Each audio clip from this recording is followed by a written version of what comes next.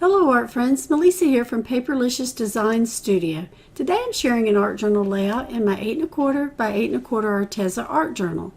This one's got lots of layers in the background including tissue paper, stencils, and paint. I used 7 stencils total and 1 collage pack by Shawn Petite. The stencils I used are Flourish, Vintage Quarter Foil, Background Words, Damask Duo, Bird Nest, Vines, and Be Strong. There are lots of layers on this one, so let's get started. I'm starting with my pages covered with some tissue paper that has typed words on it. I found the tissue paper at Hobby Lobby in the gift wrap section. I adhered it to the pages with matte medium. Before I started, I had already decided I wanted to use birds from Shawn's Family for Sunday collage pack. I also knew I wanted to use flourishes as branches for the birds to sit on. So I decided to get started by stenciling on the flourishes first. You won't see it in the video, but I brought my birds on and off the layout to help me plan where to put the flourishes. Once I figured out where I wanted to put my focal points, the birds and the branches, I was ready to work on the rest of the background. I'm using makeup sponges and Master's Touch Burnt Umber to stencil on the flourishes. When using your stencils, don't forget you can flip them over for a different perspective and for more options. I used both sides of this stencil to combine the flourishes for the design I ended up with on this layout.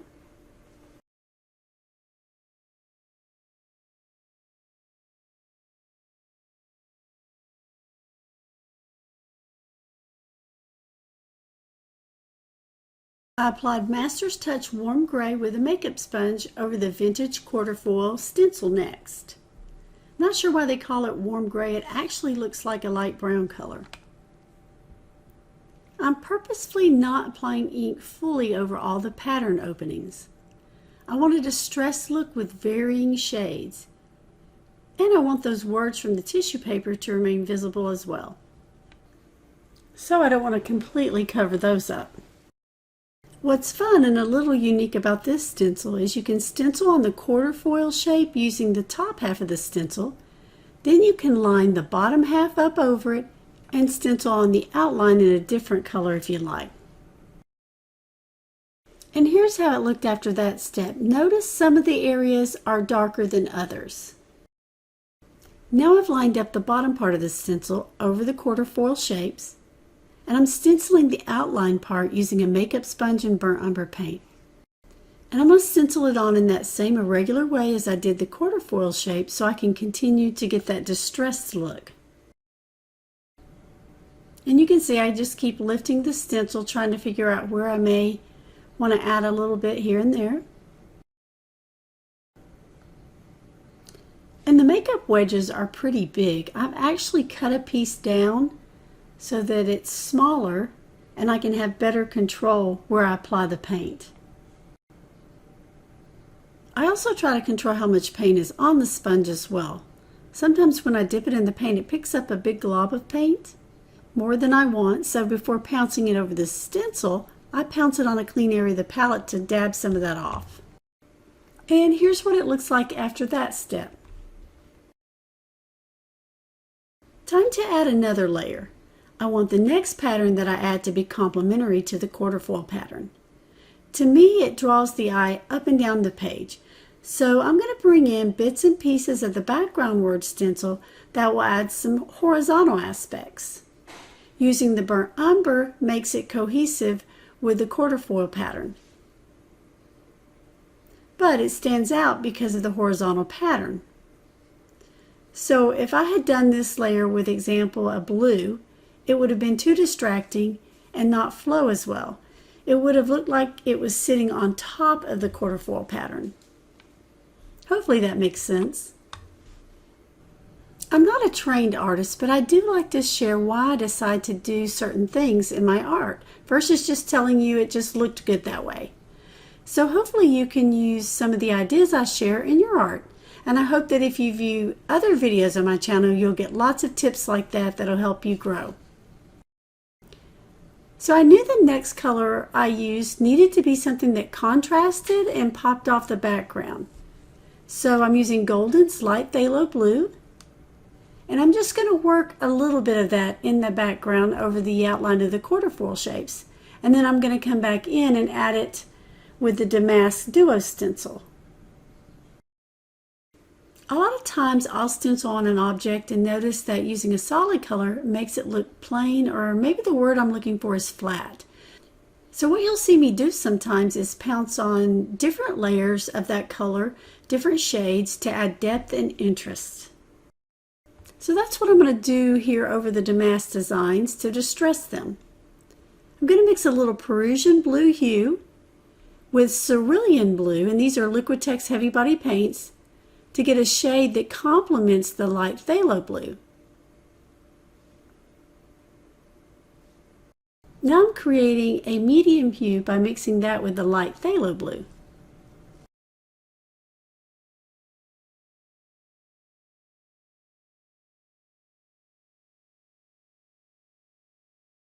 Now I'm going to line my stencil back over the damask shape and begin pouncing on some of the medium shade of blue. And then a very small amount of the darker shade. And they kind of blend together because they're wet. And if you get too much, then you can just always go back over it with a little more of the lightest shade.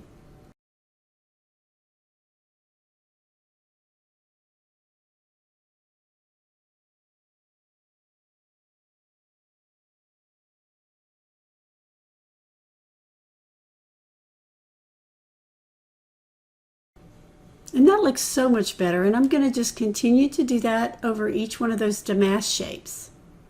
It looks like I'm pouncing on a lot when I get to the dark color, but the openings are so small that it really is not as much as it looks like. And again, I've cut one of those larger foam makeup wedges down to a very small piece to help me control how much paint I'm applying. I was really loving how this was looking. But then I jumped into a step I do a lot when I'm layering collage papers and stencil patterns. In an attempt to blend the damask images into the background and make it more cohesive, I pounced on some white paint. Sometimes I even use gesso to do this, and afterwards I looked at it and regretted it.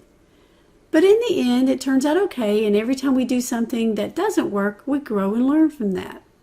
So here's a close-up of where we're at right now with the background. And you can see I covered up some of the brown swirlies. Those were just really, in the beginning, helped me plan where I wanted to put things. So what I'll do next is I'll lay the flourish stencil back over that brown and add some more burnt umber to make it darker.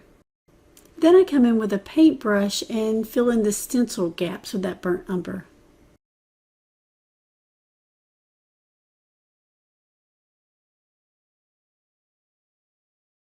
And I lost some of the background words pattern that I had on there as well when I pounced on the white. So now I'm coming back in and adding some of that back on with the burnt umber.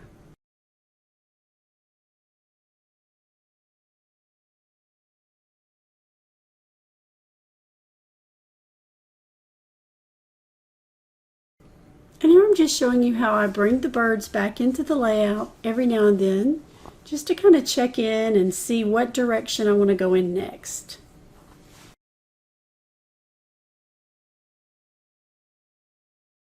So after reassessing, I decided I needed some more of that flourish pattern, so I'm pouncing on some more of that burnt umber.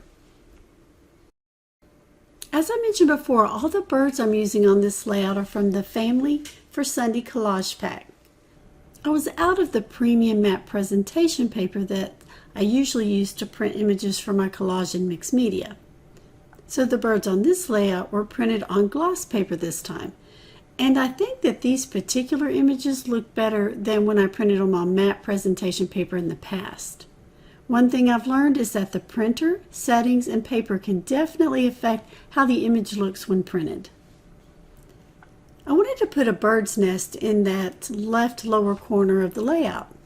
I'd never used this stencil before though, and wasn't sure how I was going to build up the different shades to create depth in the nest. So I decided to do it on tissue paper. That way if I didn't like it, I could easily do it again.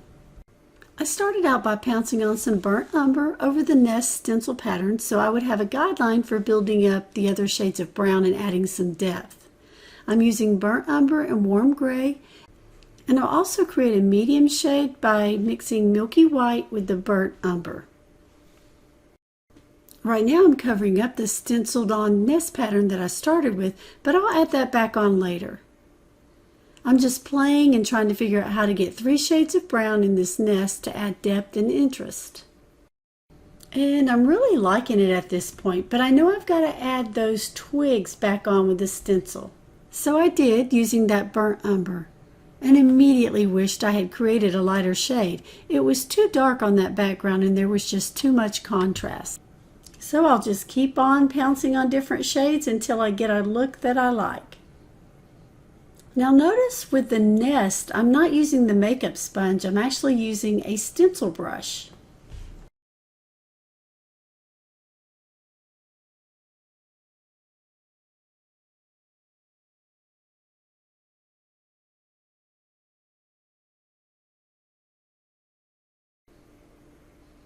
Right here I've flipped the stencil over and I'm adding some more of the twigs on the left side of the nest that create a little bit different shape for the nest. And more shading, trying to integrate all of that together.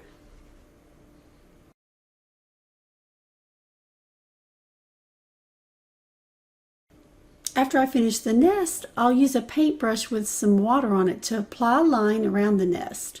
The water line makes it easier to tear the tissue paper and gives it an irregular look versus hard lines that scissors would create.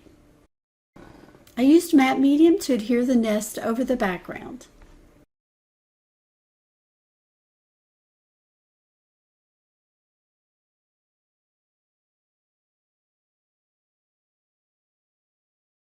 I added a little bird to the nest and it felt like it needed something else. So I'm pouncing on some Master's Touch Grass Green over the vine stencil to add some leaves.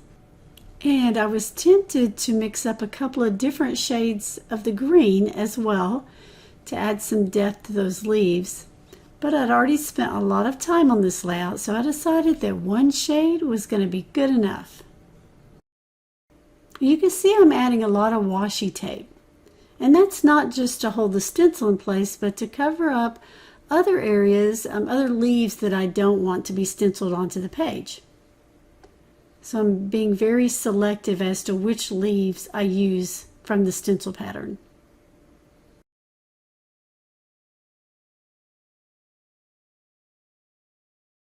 So at this point I'm going to just keep adding leaves, and once I'm done with that, I'll use a paintbrush and go back and fill in some of the stencil gaps with that green paint.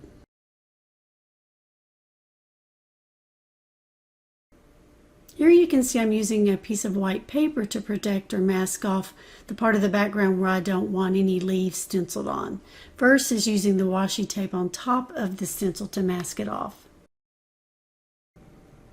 And when I was going back in to fill the stencil gaps with the green paint, I decided I needed a few more leaves here and there, so I hand painted those on.